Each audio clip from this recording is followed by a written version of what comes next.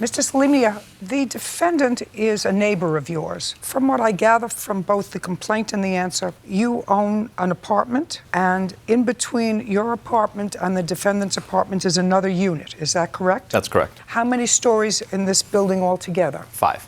What floor are you on? First. And you live on the 3rd floor? 3rd. This is your complaint. You say that there was a leak from the defendant's apartment that came into your apartment, and the damage as a result of that water leak was paid for by whose insurance? Mr. Schlegg's insurance. Is that correct? No. Your insurance never paid for the damage to his apartment? No. That's where we start. Who is your insurance company? Farmers. Is that who paid for the damage to your apartment? That's correct. Okay. But then you did additional work. Okay.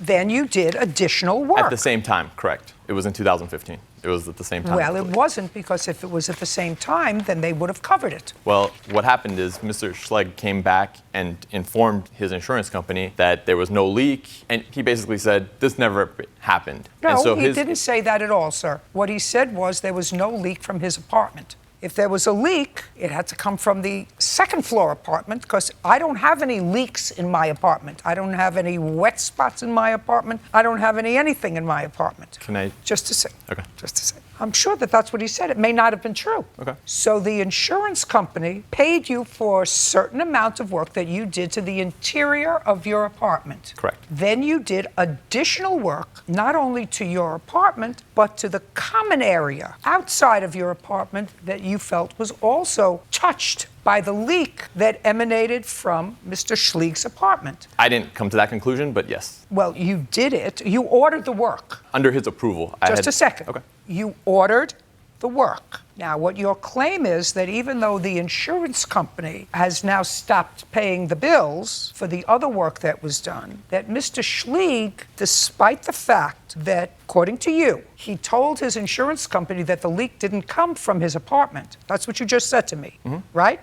And then he turned around and said to you, but even though I told my insurance company that I wouldn't pay, you go ahead and do the other work and I'll pay for it out of my pocket. That's what your case says. Not in that order, but that's correct. So first he acknowledged that there was a problem. Mr. Schlegg is the president of our homeowners association, and he's also the management company, and he's also the person that caused the damage. So there's a clear conflict of interest, just all those 3 things being put together. What you have to prove to me is that you wanted to do other work that was as a result of this leak, and that Mr. Schlegg gave you a verbal assurance, because it's not in writing, Yes. that he would pay you out of his pocket. That's correct. That is. No, just a second. I want you to tell me about that so I believe Okay. it. So on July 27th, 2015, was the first day that we found that water was coming down from Mr. Schlegg's apartment. Obviously, it went from Mr. Schlegg to the 2nd floor, and then ultimately to my floor. So on the 27th, Mr. Schlegg was informed that there's water coming down. Mr. Schlegg said at that point he's going to call a plumber, they're going to come out and fix the problem. Were you living there, sir, in July of 2015? Yes. You were living there. Okay. And where do you say the leak emanated from? What room? In the kitchen, all the units are exactly the same. Just what room did it come down? The washer dryer, which is in the kitchen. So it's, I guess, in the kitchen is the room, and there's a little subcompartment where the washer and dryer is. You think that the leak came from his washing machine? So there's 2 pieces of evidence that I can show you. The first one is, again, this was 2 leaks. Mr. Schlegg has valves. His valves were leaking. So the valves that you open and close your hot and cold water for your washing machine.